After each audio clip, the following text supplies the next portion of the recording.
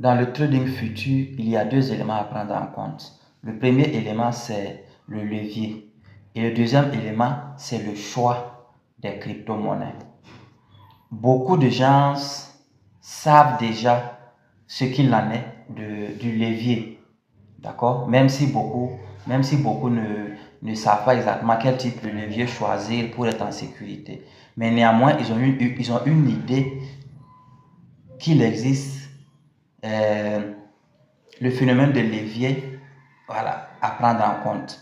Mais le choix des crypto-monnaies est très important. Le choix des crypto-monnaies est très important. J'insiste là-dessus parce que beaucoup de gens choisissent les cryptos juste parce qu'il faut choisir ou bien juste parce qu'il faut trader. Non. Moi personnellement, je n'encourage pas les gens dans ce sens. D'accord? Dernièrement, Apollo Bot a fait une mise à jour. Et dans cette mise à jour, il a été question de catégoriser les monnaies. Et les monnaies sont catégorisées ici, comme vous les voyez ici. Les pièces majeures, altcoins, matières premières et puis tokens d'action. Les crypto-monnaies ont été catégorisées. Quand je reviens dans pièces majeures, vous allez voir que c'est l'ensemble des crypto-monnaies, à trader. Ok? Altcoin aussi, c'est comme le nom le dit, c'est altcoin. D'accord? Et moi, personnellement, si j'ai un conseil à donner, c'est de choisir des crypto-monnaies qui ne sont pas trop volatiles. Parce que plus les crypto-monnaies sont volatiles, plus vous avez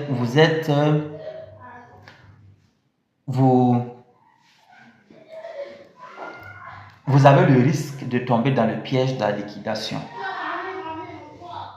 D'accord? Voilà.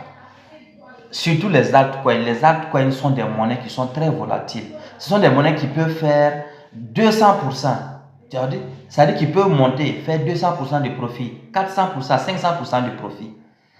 En même temps que ces monnaies ont la possibilité de faire 500% de profit, ils ont la même possibilité de faire 500% de perte.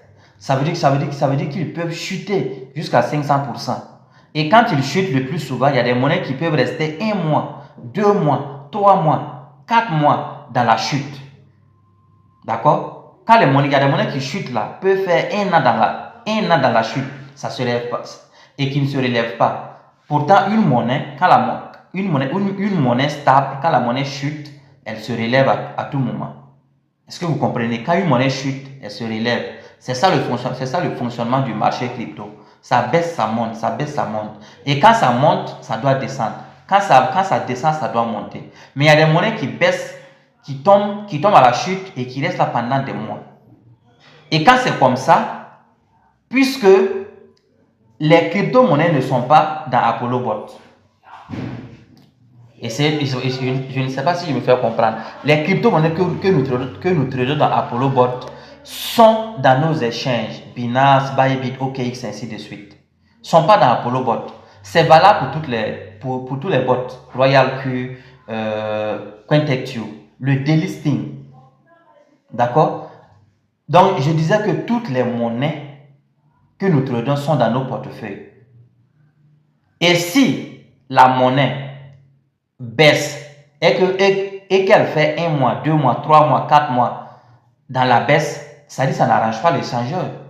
Ça n'arrange pas l'échangeur. Et donc, qu'est-ce que l'échangeur fait? L'échangeur va décider simplement de supprimer la monnaie de son système. C'est comme une marchandise que vous achetez, vous mettez dans votre boutique et la marchandise ne s'achète pas. Plus elle ne s'achète pas, plus elle perd de la valeur. Elle va s'user par le temps, la poussière, ainsi de suite. Et puis il y a aussi la péremption.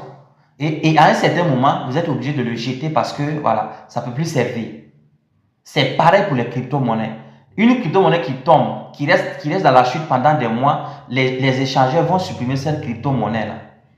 Les échangeurs vont supprimer cette crypto-monnaie. Et ça s'appelle le delisting. Délister. Ah, voilà, le verbe c'est délister.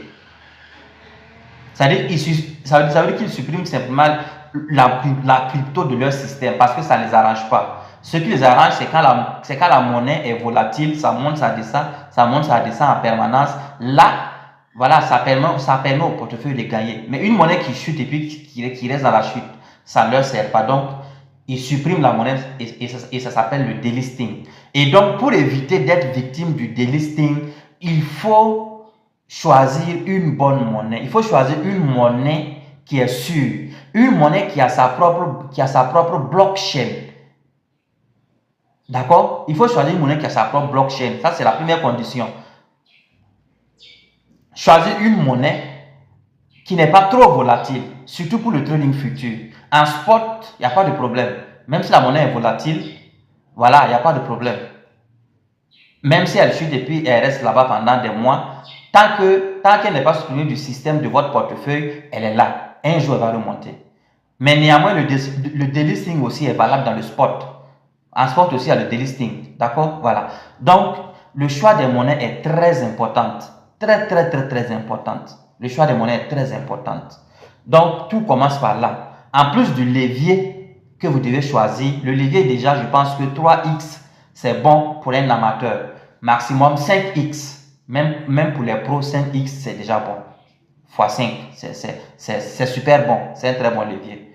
Pour les amateurs, pour ceux qui ont un profil de risque, voilà, moins, je vais dire quoi, pour ceux qui ont peur de risquer, peuvent rester à 3x, c'est déjà bon, d'accord, voilà. Donc, le choix des monnaies est très important. Moi, personnellement, j'ai fait un travail en amont il y a très longtemps. Et ce travail, je l'ai fait dans mon compte CoinMarketCap. J'ai catégorisé les monnaies et voici comment je les appelle. Mes monnaies top, d'accord? Quand j'ouvre top, vous allez voir toutes ces monnaies. Ce sont ces monnaies que je traite. Je traite ces monnaies et je ne parle pas au-delà de ces monnaies. Non. Quelle que soit la situation. Parce que ce n'est pas en traitant toutes les monnaies qu'on gagne. Non. On peut être sur 2, 3 monnaies et puis on gagne. Voilà. Donc, moi, voici comment moi je travaille. Et je pense que ça peut aider beaucoup. Parce que je vois des gens qui choisissent les monnaies sans vraiment se poser des questions. Et quand je vois ça, j'ai vraiment peur. J'ai vraiment peur. Moi, bon, mes gars, ce que je prends, moi j'ai une catégorie de monnaies que je les conseille. Donc, en dehors des tops, j'ai ce qu'on appelle les favoris, mes monnaies favoris, où je peux pêcher. Voilà. Je peux pêcher des monnaies ici. En cas de besoin, je peux pêcher des monnaies ici. Mais toutes les monnaies, je ne les trade pas en futur. Mais dans mon trading futur, j'utilise mes monnaies top. Voilà. Donc, c'était juste pour vous expliquer qu'il y a le delisting qui existe en trading futur et en trading spot. Et donc, pour choisir vos crypto-monnaies, il faut faire vraiment attention. Il faut le choix des crypto-monnaies très attention. Et pardon, est très importante. Donc, prenez soin de vous. Apprenez mieux, apprenez davantage sur ce qu'il en est du trading de façon générale et du trading futur que nous faisons tous au quotidien. Donc voilà, c'était ça. Je voulais vous expliquer qu'il y a deux éléments à prendre en compte dans le trading futur: le choix des crypto-monnaies et le choix du levier. Voilà, donc faites très attention. Si vous avez besoin de suivi aussi, je suis là. Je peux vous accompagner étape par étape dans le choix des crypto-monnaies et puis aussi dans le paramétrage et puis le choix de votre levier aussi en fonction de votre profil. Voilà, c'était votre Nassa Thibaut. Si vous n'êtes pas encore abonné, n'hésitez pas de vous abonner pour ne rien manquer de ce que je partage ici. Allez, portez-vous bien et puis très prochainement dans une nouvelle vidéo.